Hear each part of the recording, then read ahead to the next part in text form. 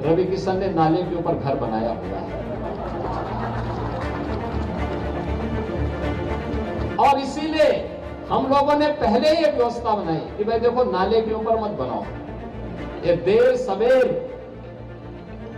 भाई जनता को असुविधा होगी तो परेशानी होगी। नमस्कार, आज हम गोरखपुर की एक ऐसी खबर पर बात कर रही हैं जिसने काफी सुर्खियां बटोरी। हाँ, गोरखपुर वाली। जी, मुख्यमंत्री योगी आदित्यनाथ ने वो जो 47 करोड़ रुपए की 177 परियोजनाओं का लोकार्पण कार्यक्रम था ना, हाँ था, उसमें भाषण दिया और उसी में उन्होंने कुछ ऐसा कह दिया, मतलब अपनी ही पार्टी के सांसद रवि किशन के बारे में, कि सब चौंक गए। अच्छा। हमारी कोशिश रहेगी ये समझने की कि मुख्यमंत्री ने रवि किशन के घर निर्माण और शहर के विकास और वो गोरखपुर की स्वच्छता रैंकिंग को लेकर जो कुछ कहा, उसके पीछे का असल मतलब क्या हो सकता है।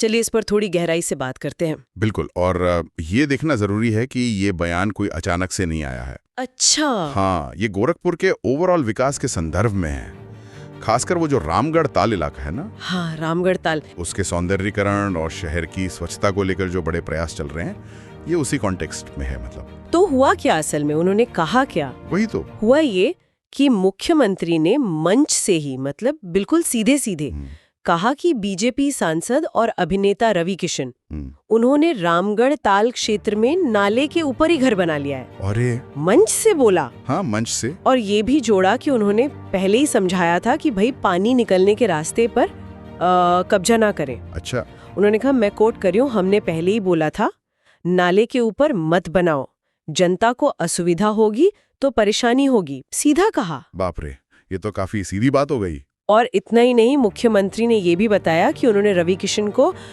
वो अर्बन फ्लड मैनेजमेंट सेंटर दिखाया था। अच्छा, वो सेंटर जो बाढ़ वगैरह दिखता है। हाँ, जो शहर में बाढ़ और पानी जमा होने की निगरानी और प्रबंधन करता है। हाँ। वो कैसे काम करता है ये दिखाया। तो मतलब एक तरह से ये सीधी नसीहत थी। हाँ, बिल्कुल।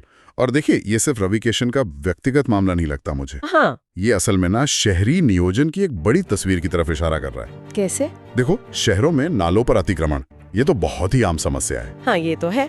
और यही अक्सर बारिश में पानी भरने की एक बहुत बड़ी वजह बनती है। सही बात है। तो मुख्यमंत्री का अपनी ही पार्टी के एक बड़े सांसद का उदाहरण देना, ये दिखाता है कि शायद प्रशासन इस मुद्दे को लेकर ज्यादा गंभीर है। और इसी गंभीरता में तकनीक का भी रोल है। जैसे मुख्यमंत्री ने कुछ इशारा किया। सही कहा, बिल्कुल। मुख्यमंत्री ने जिक्र किया कि अब नई तकनीक आ गई है। अच्छा। उन्होंने कहा, अब तो मशीन से ही सब पता लग जाएगा, सेंसर बता देगा कहाँ पे नाला जाम हो गया है। ओह। हाँ, इसका सीधा मतलब है कि अब वो मैनुअल चेकिंग वगैरह पे निर्भरता कम होगी।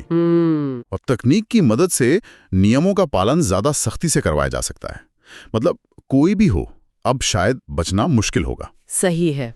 और शायद इसी सख्ती और निगरानी का नतीजा है कि मुख्यमंत्री ने गोरखपुर की स्वच्छता रैंकिंग में जो सुधार आया है उसकी भी बात की। हाँ, बिल्कुल। हाँ, उन्होंने गोरखपुर नगर निगम की टीम को बधाई दी और बताया कि शहर की स्वच्छता सर्वेक्षण रैंकिंग कितनी सुधरी है।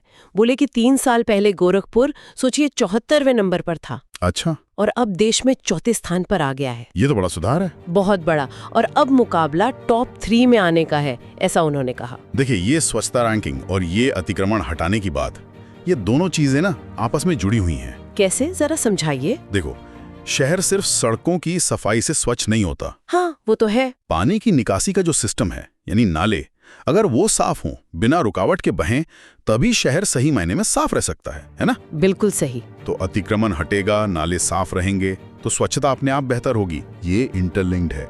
मुख्यमंत्री ने इसी बात को बड़े दिलचस्प अंदाज में भी समझाया।